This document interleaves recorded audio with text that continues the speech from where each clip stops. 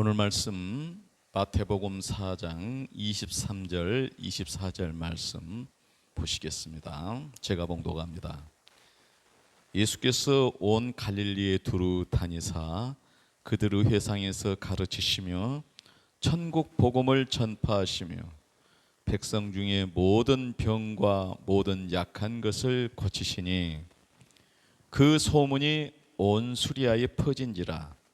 사람들이 모든 앓는 자 곧 각종 병에 걸려서 고통당하는 자, 귀신 들린 자, 간질하는 자, 중풍병자들을 데려오니 그들을 고치시더라. 아멘. 한 구절 더 보겠습니다. 누가복음 9장 1절 2절 말씀입니다. 누가복음 9장 1절 2절 말씀 제가 봉독합니다.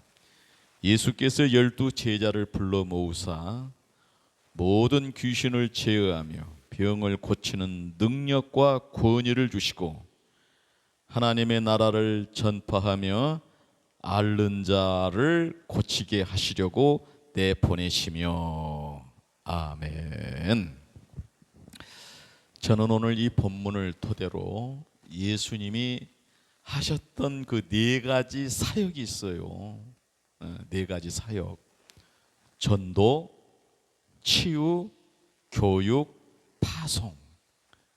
예수님의 4대 사역이에요. 전도, 치유, 교육, 파송. 토대로 말씀을 드려보고자 합니다. 예수님의 4대 사역, 마태복음 4장 23절, 누가복음 9장 1절 2절 등 예수님의 사역을 요약하는 그 말씀이 그 핵심이 됩니다. 예수님의 사역은 단순한 기적이 아니라 하나님 나라를 세우는 총체적 사역이었다는 점을 강조하고 있습니다.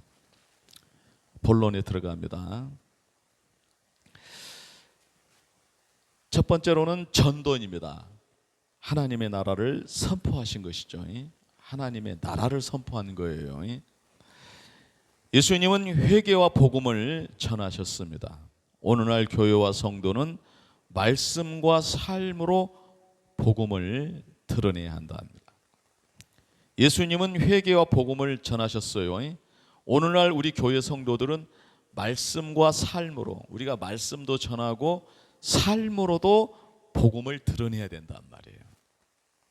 예를 들면은 직장에서, 가정에서, 사회 속에서 복음의 빛을 비추는 삶을 살아야 돼요.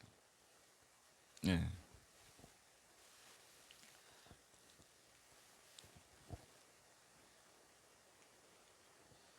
두 번째는 치유입니다. 치유, 영혼, 육체의 회복이에요. 병든 자를 고치시고 귀신 들린 자를 자유케 하셨어요. 오늘날 성도들은 상처 입은 자를 품고 회복시키는 공동체가 되어야 된다는 것. 그래서 이제 우리가 이제 그 상담을 통해서, 또 돌봄을 통해서, 기도를 통해서, 또 사회적 그 약자들을 우리가 이렇게 잘 섬기면서 이렇게 그 치유의 복음을, 치유의 사역을 우리도 해야 될 것이라는 사실이에요. 세 번째로는 교육입니다. 제자를 양육하고 훈련하셨어요. 말씀을 가르치시며 제자들을 양육하고 훈련시키셨죠. 오늘날 교회는 성경적 가치관과 삶의 훈련을 통해서 성도들을 세워가야 돼요.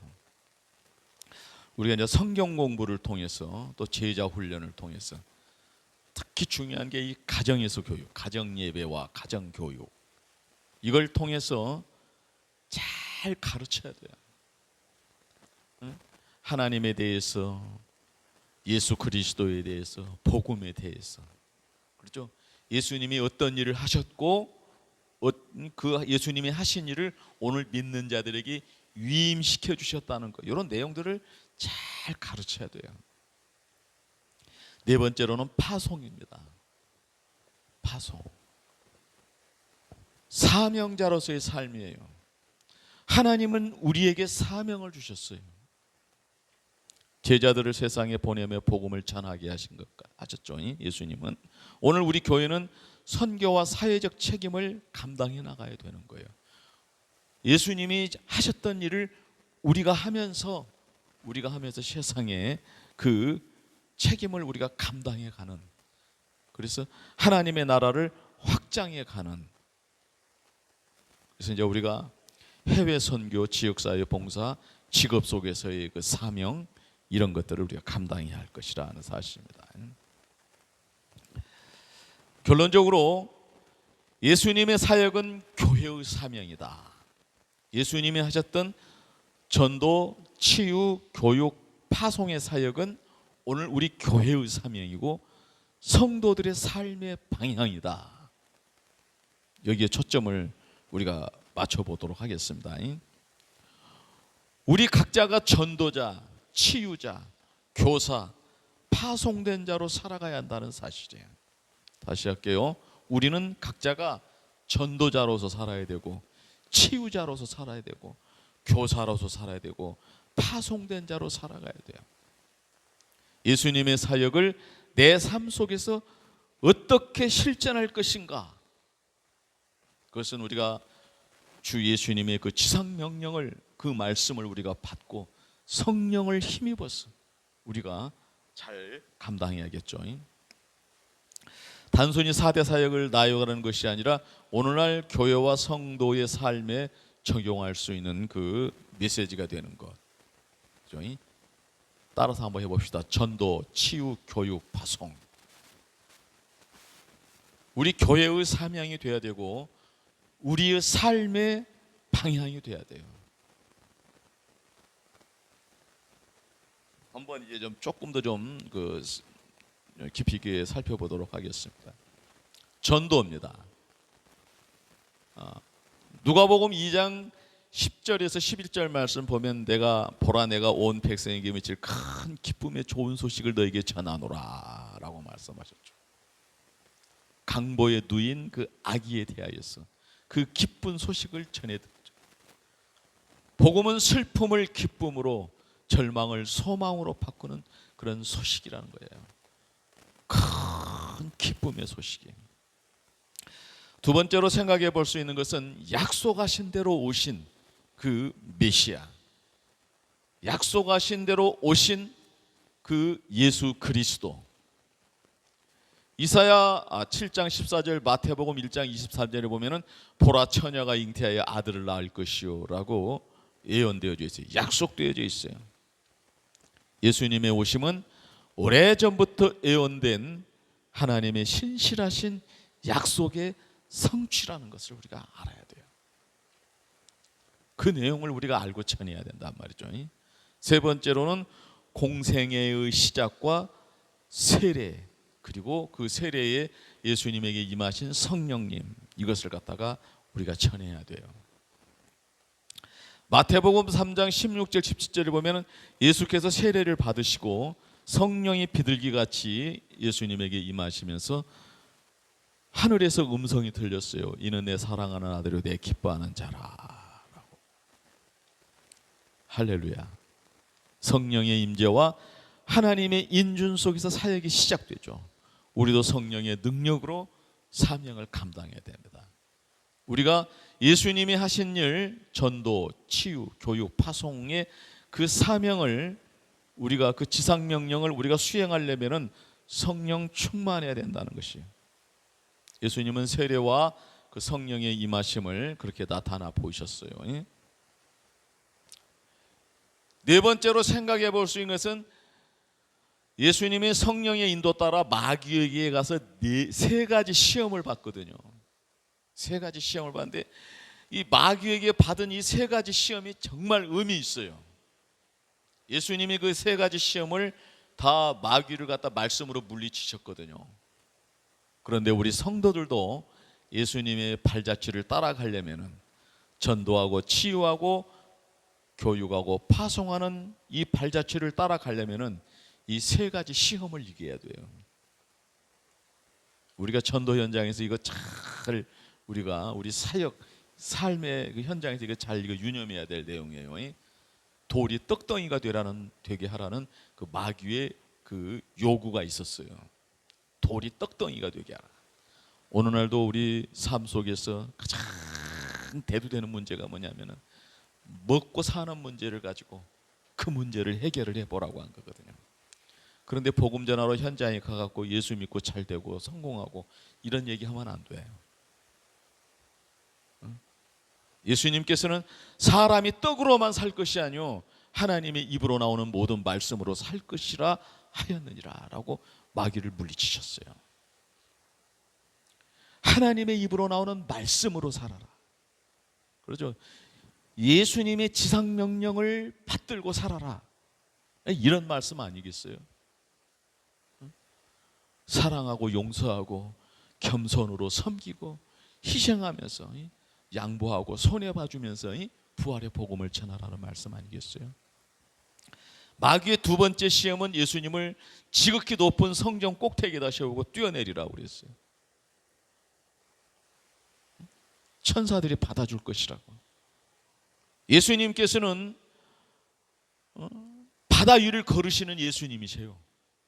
뛰어내리시는 것 충분히 하시고도 남으실 수 있는 그런 능력이 있으신 예수님이시지만 그 마귀에 대하여서 성전 꼭대기에다 뛰어내리라고, 그러면 사람들이 너를 알아봐 줄 것이라고 하는 그런 그 요구에 대하여서 주 너희 하나님을 시험하지 말라고 마귀를 책망했습니다.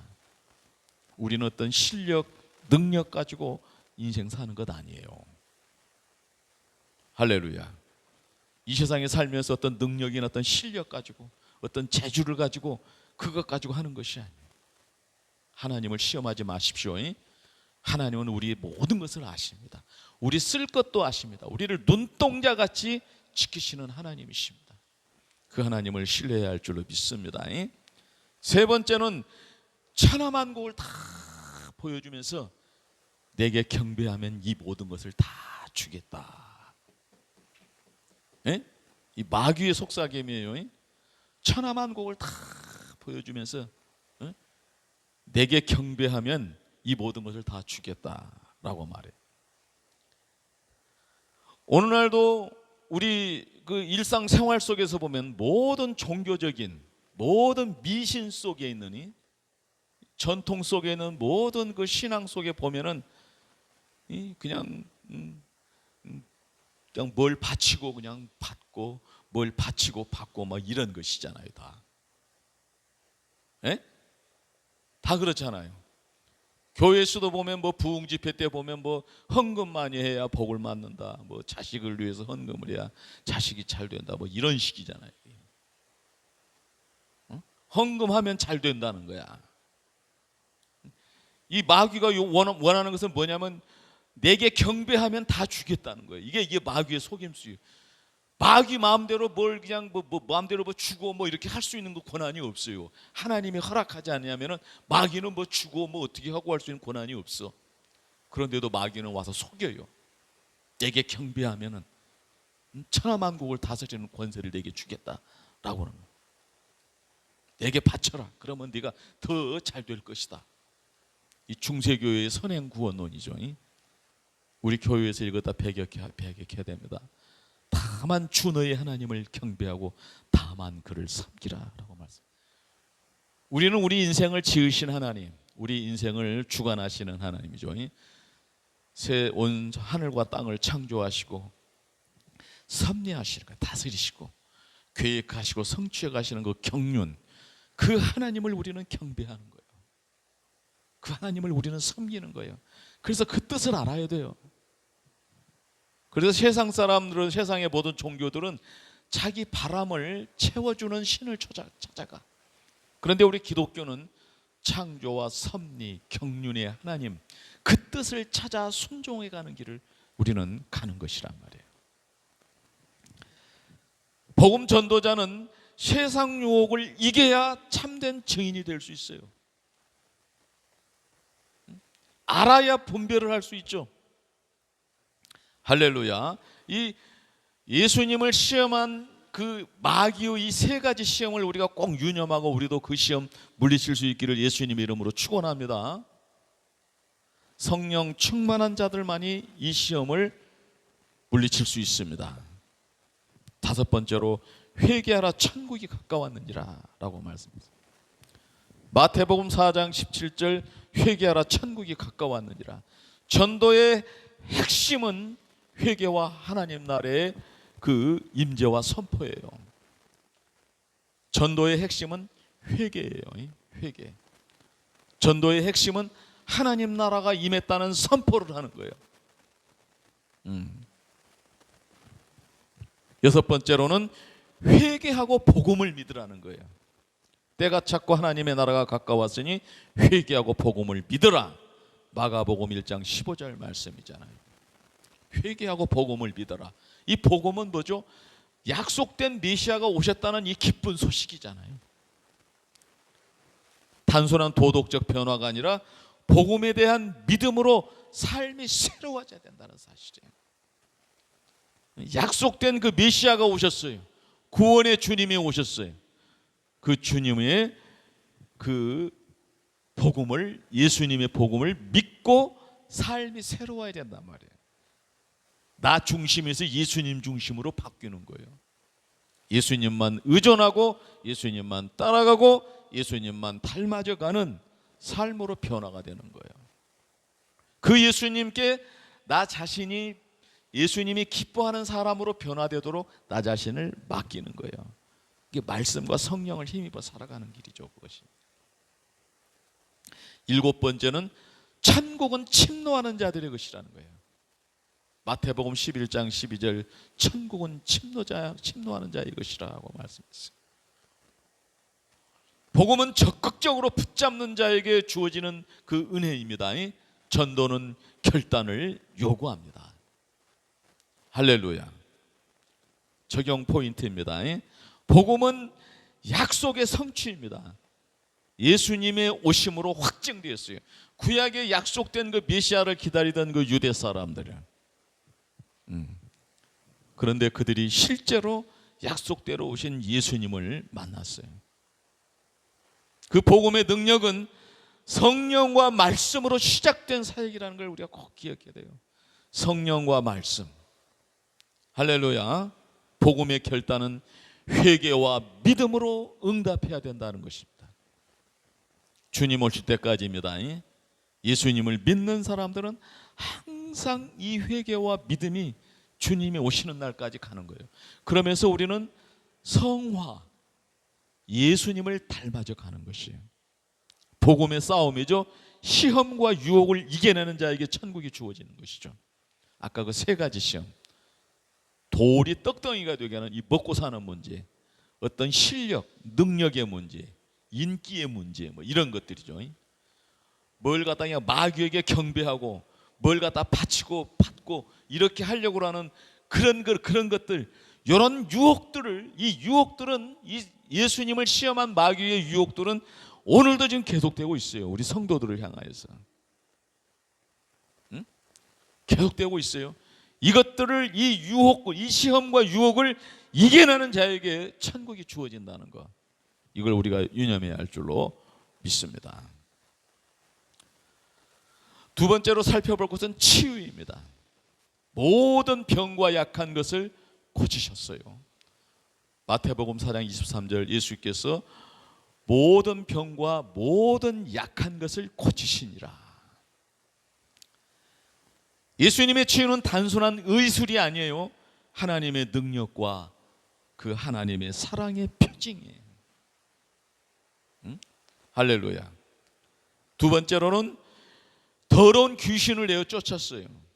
마가복음 1장 34절 외에 많이 기록되어져 있죠.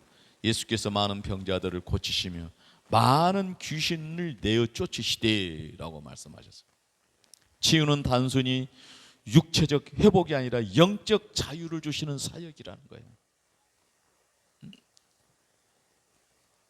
좀 단계적으로 살펴볼 것입니다.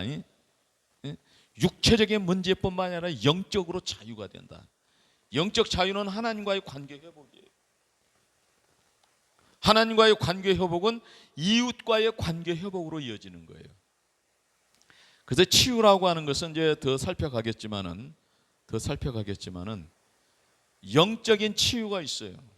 혼적인 치유, 육적인 치유, 관계적 치유, 사회적 치유, 이렇게 완성되어져 가는 그런 그 총체적인 치유 사역이란 말이죠. 세 번째로 대표적인 치유 사례를 한번 보면은 중풍병자를 고쳤어요. 마가복음 2장 1절에서 12절 말씀. 죄 사함과 육체 치유를 동시에. 할렐루야. 있습니까? 또 혈루증을 앓는 여인이 있었어요. 그 여인은 피 흘리는 자는 사람 앞에 나타나면 안 돼요. 더군다나 제사장들 앞에나 가까이 가면 안 돼. 그런데 메시아에게 가까이 가면 안 된다고라는 그런 그 강박관념에 사로잡혀 있던 이 여인은 예수님 앞에 나서면은 야단 맞으실까 싶으니까 몰래 가서 예수님 옷자락만 만지면 내가 치료받을 것이라는 이 확신을 가지고 가서 만졌더니 치료가 됐어요. 맹인이 치유를 받았어요. 요한복음 9장 1절에서 7절. 그 외에 뭐 수십 그 치유 사례들이 있지만은 단적으로 이런 측면들을 한번 살핀 거예요.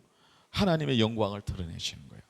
치유는 믿음, 죄사함, 하나님의 영광과 연결된다 그랬어요. 치유는 믿음으로, 치유는 믿을 때에 죄가 사해지거든요. 죄가 사해지는 것은 치유예요.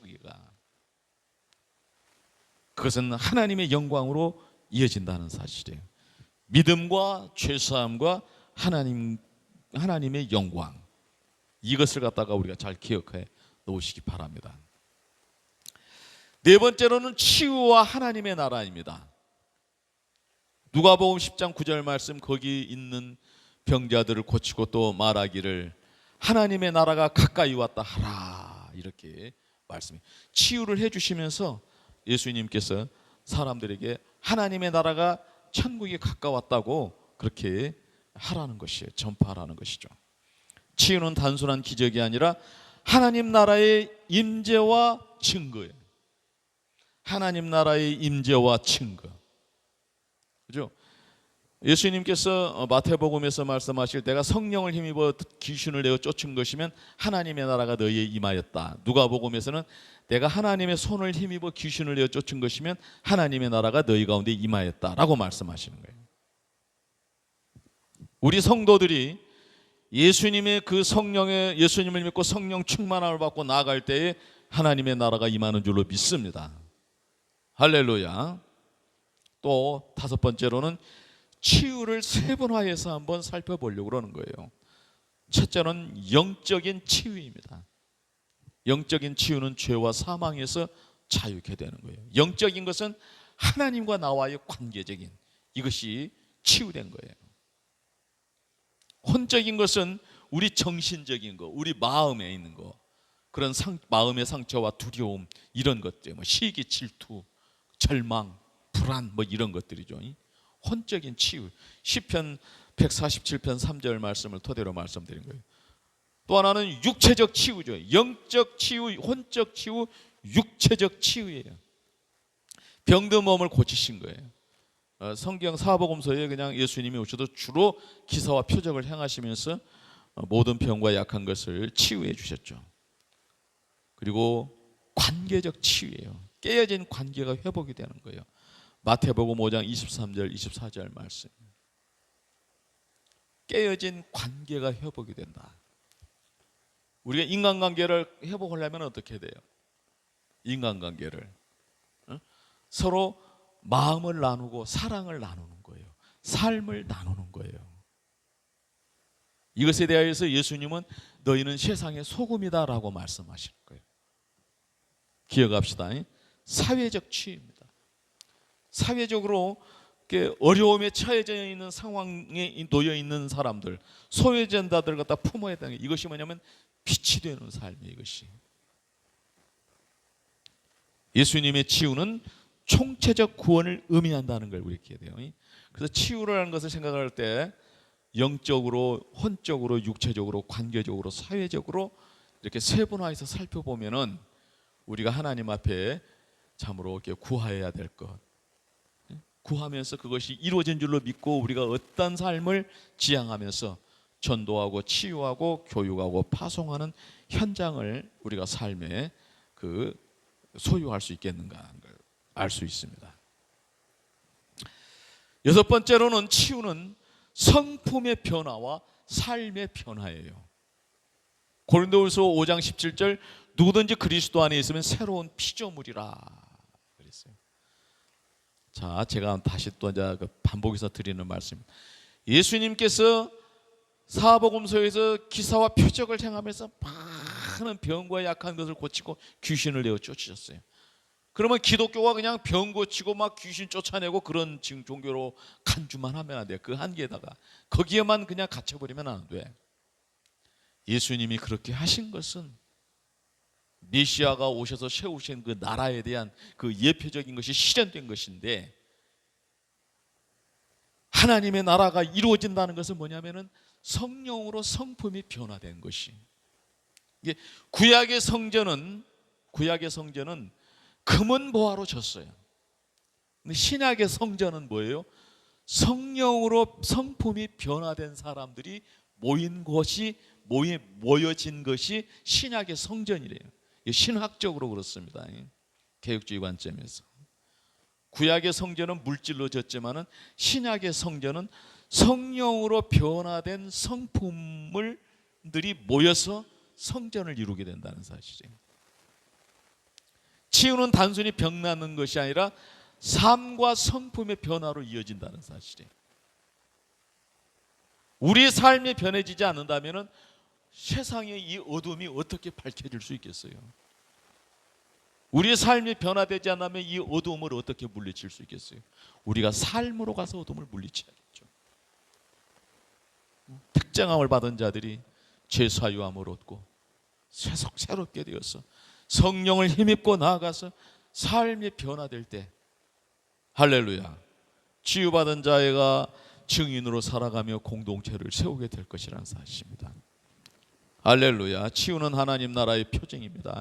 치유는 총체적 구원을 드러냅니다. 영혼, 육, 관계, 사회. 치유는 삶의 변화로 이어져야 한다는 사실입니다. 교육입니다. 예수님이 가르치신 교육을 또 이제 살펴볼 건데, 첫 번째로는 예수님 자신에 대하여 가르치셨어요. 예수님의 가르치심은 예수님 자신이 구약에 약속되어져서 약속된 대로 오신 독생자 예수 그리스도라는 것을 가르치셨어요. 그러시면서 요한복음 14장 6절 말씀에 내가 곧 길이요 진리요 생명이니 라고 말씀하셨어요. 예수님은 단순히 교사이신 분이 아니라 교육의 내용 그 자체, 그분을 배우는 것이 곧 참된 교육이라. 그래서 우리가 성경을 배울 때 첫 번째로 알아야 될 것이 뭐냐면 하나님에 대해서, 삼위일체 하나님을 알아야 되는데, 삼위일체를 알아야 되는 목적이 왜 삼위일체론을 알아야 되냐면 예수님을 알기 위해서 그렇습니다. 예수님을 알아야 삼위일체가 이해가 됩니다. 예수님을 알아야 삼위일체가 정립이 됩니다. 이것은 또 내가 또 이제 삼위일체에 관해서 다른 강좌에서도 꼭 말씀을 또 이렇게 세부적으로 드리도록 하겠습니다. 두 번째로 하신 것은 뭐냐면은 내 이름으로 기도하라는 걸 가르쳤다는 걸 우리가 교육해야 돼요.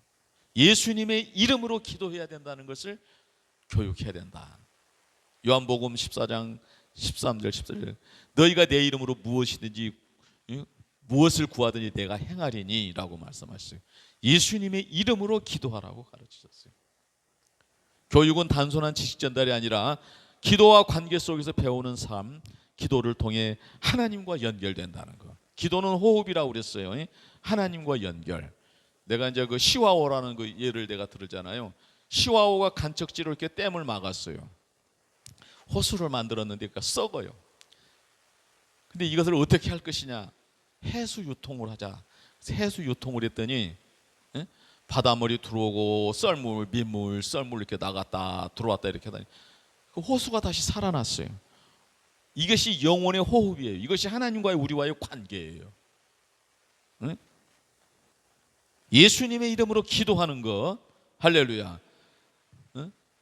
그렇게 관계 속에서 배우는 거예요. 기도를 통해 하나님과 연결된다는 것, 이것이 중요하다는 것.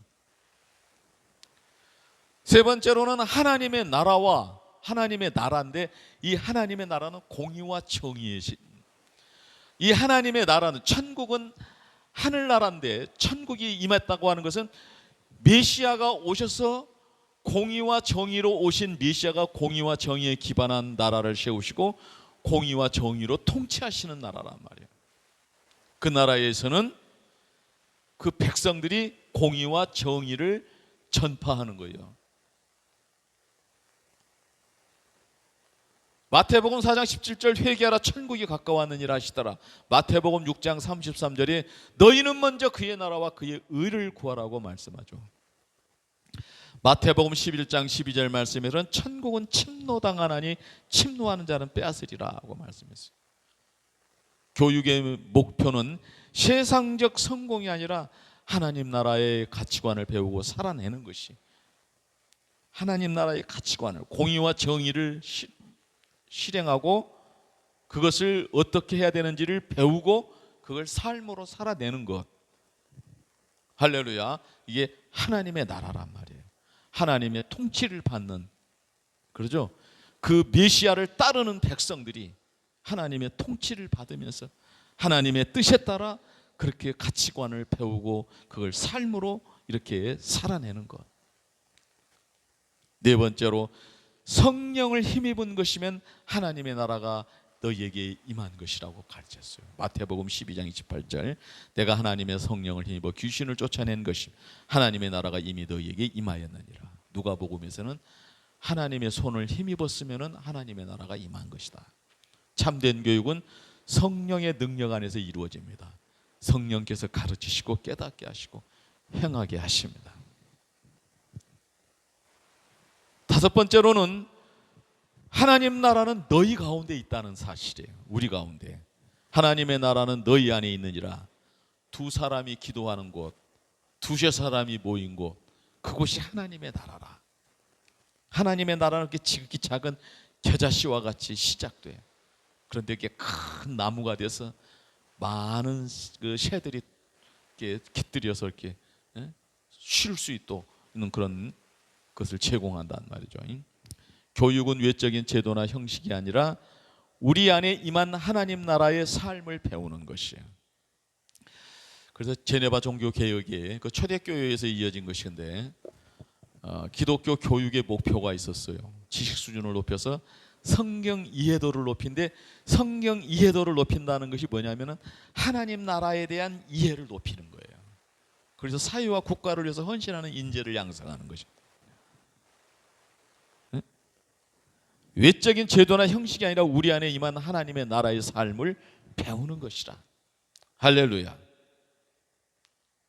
파송입니다. 예수님은 예수님이 행하신 일들을 예수님 자신만 하시는 것이 아니라 그 제자들에게 그것을 예수님이 행하신 능력으로, 예수님이 회개하라 천국이 가까웠느니라 하고 천국 복음을 전하신 것 같이 그것을 위임하셔서 파송하셨단 말이에요. 처음에는 12제자를 파송하셨습니다. 마태복음 10장 1절 또 7절 8절에 보면은 예수께서 12제자를 부르사 더러운 귀신을 내어 쫓으며 모든 병과 약한 것을 고치는 권능을 주셨어요. 그래서 가면서 전파하여 말하되 천국이 가까웠다 하고 병든 자를 고쳐라 라고 말씀하셨죠. 제자들은 예수님의 권능을 받아서 복음과 치유 사역을 감당했어요. 할렐루야죠. 그러시면서 예수님이 하시는 말씀이 또 있어요. 나를 믿는 자는 내가 행하는 일을 할 뿐만 아니라 내가 행하는 일보다도 더 큰 일도 행하게 될 것이라고 말씀하셨어요. 위대한 우리의 스승이십니다. 두 번째로는 70인을 파송하셨어요. 누가복음 10장 1절로 또 9절까지를 보면은 주께서 다른 70인을 세우사 거기에 있는 병자들을 고치고 또 말하기를 하나님의 나라가 가까이 왔다 하라. 이렇게 70인에게도 모든 그 더러운 귀신을 제어하고 모든 병을 고치는 그런 능력을 주셔서 내보내면서 하나님 나라를 전파하라고 그랬어요. 파송은 소수의 사역자만이 아니라 더 많은 일꾼을 세우시는 하나님의 뜻이라는 것을 우리가 기억해야 돼요. 세 번째로는 마가복음 16절 17절로 말씀하고 있는데, 믿는 자들에게는 이런 표적이 따르니 너희가 더러운 귀신을 내어 쫓으며 모든 병과 약한 것을 고치, 할렐루야, 병든 사람에게 손을 얹은즉 나으리라. 여기 이제 모든 믿는 자들에게 그 예수님이 행하신 그 예수님의 능력이 위임되고, 예수님이 전하는 그 천국 복음을 전하는 그 일이 위임되었단 말이에요. 12제자에게, 70인에게, 모든 믿는 자들에게. 파송은 특별한 직분자만이 아니라 모든 믿는 자들의 사명이에요. 네 번째로는 사도행전 1장에서 기록되고 있는 1장 2장에서 기록되고 있는 마가의 다락방에 모여 기도했던 120문도 120명의 성도들, 그들에게 성령이 임하고 그들을 파송하시는 거야. 파송은 성령 충만함 속에서 이루어집니다. 성령 없는 파송은 힘을 잃어요. 성령 역사입니다. 성령 충만입니다. 위로부터 능력으로 입혀줄 때까지 이성을 떠나지 말라고 하신 그 말씀입니다.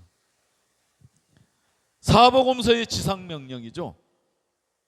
지상명령 그러면 대부분 보면은 마태복음 28장 19절에서 20절만 생각하는데, 사복음서마다 그 지상명령이 있어요.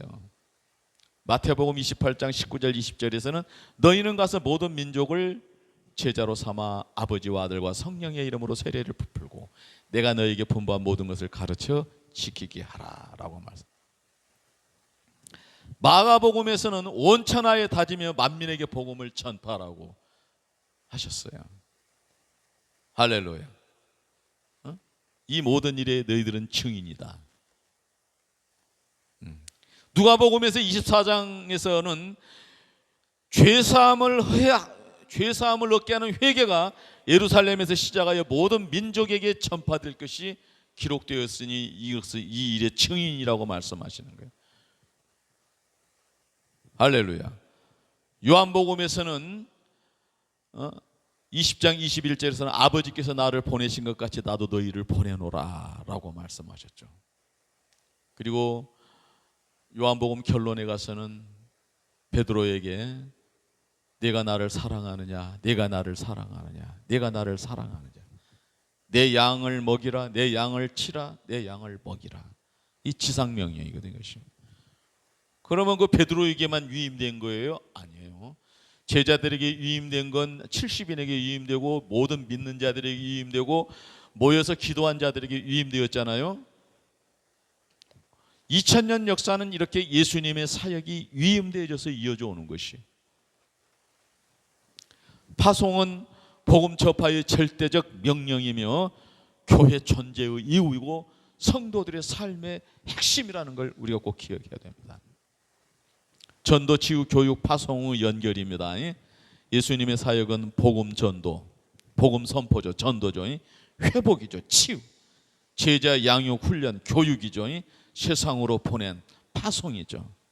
교회는 이 네 가지 사역을 균형 있게 감당해야 한다는 사실을, 성도들은 삶에 전도하고 치유하고 교육하고 파송하는 일이 성도들의 삶의 방향이라는 것을 우리가 꼭 기억해야 돼요. 일곱 번째로는 복음과 함께 고난을 받으라. 디모데도 1장 8절 말씀이죠. 복음과 함께 고난을 받으라. 바울이 디모데에게 한 그 유언이죠. 경건하게 살게 되면 핍박을 많이 받게 될 것이다. 그런데 그 후에 생명의 면류관이 예비되어 있다. 파송은 영광만이 아니라 고난을 동반한 사명임을 강조했어요. 2000년 역사 속에 그랬습니다. 복음의 현장에 있는 사람들은 고난을 받았습니다. 왜 고난을 받았을까요? 주님의 명령이기 때문에. 왜 고난을 받았을까요? 생명의 면류관이, 의의 면류관이 예비되어 있기 때문에. 디모데후서 4장 7절 8절 선한 싸움을 싸우고 달려갈 길을 다 달려간 우리 의의 면류관이 예비되어 있다는 거예요. 파송된 자의 끝은 승리와 면류관, 고난을 넘어 영광의 상급을 바라보며 나가야 합니다. 적용 포인트입니다. 파송은 예수님의 사역의 완성입니다. 파송은 모든 성도에게 주어진 사명입니다. 파송은 성령의 능력과 고난을 동반합니다. 파송의 끝은 면류관과 영광입니다. 이렇게 정리하면 전도, 치유, 교육, 파송의 흐름이 예수님의 사역 전체와 연결되고 지상명령을 수행하는 성도들에게 면류관을 향한 사명자의 삶을 살게 한다는 사실입니다. 결론입니다. 예수님의 4대 사역과 지상명령이죠. 예수님의 4대 사역, 전도, 복음 선포하며 회개와 믿음을 촉구하시고, 치유, 영혼, 육, 관계적, 사회적, 총체적 회복을 이루시고, 교육, 제자를 세우시고 하나님 나라의 가치관을 가르치셨고, 파송, 성령의 능력으로 세상 속에 보내셨어요. 두 번째로 예수님 지상명령과 위임된 사역이에요. 마태복음 28장 19절 20절 너희는 가서 모든 민족으로 제자를 삼아 아버지와 아들과 성령의 이름으로 세례를 베풀고 내가 너희에게 분부한 모든 것을 가르쳐 지키게 하라고 말씀하셨죠. 예수님의 4대 사역은 단순히 과거 사건이 아니라 오늘날 교회와 성도에게 위임된 사명, 지상명령이라는 것을 이해해야 됩니다. 모든 믿는 자는 이 사역을 이어가는 하나님의 동역자라는 사실을 우리가 굳게 믿읍시다. 믿는 자들의 정체성이죠. 성령 충만한 자들입니다. 성령의 능력으로 사역을 감당합니다. 변화받은 자, 변화된 자들이에요. 복음으로 삶과 성품이 새로워진 자들이에요. 순종하는 자들이죠. 지상명령에 응답하여 나가는 자들입니다. 사명의 확장입니다. 사도행전 1장 8절 말씀에 예루살렘과 온 유대와 사마리아와 땅끝까지 이르러 내 증인이 되리라고 말씀하셨죠. 성령이 임하게 되면 이렇게 될 것이라. 사명은 가까운 곳 예루살렘에서 시작하여 땅끝까지 확장되는 흐름이어야 돼요. 교회는 지역과 민족을 넘어 세계 선교의 비전을 품어야 한다는 사실입니다. 결론 메시지는 예수님의 4대 사역은 오늘날 우리에게 지상명령으로 위임된 사명입니다. 성령으로 충만한 변화된 자들이 순종할 때 복음은 예루살렘에서 시작하여 땅끝까지 확장됩니다.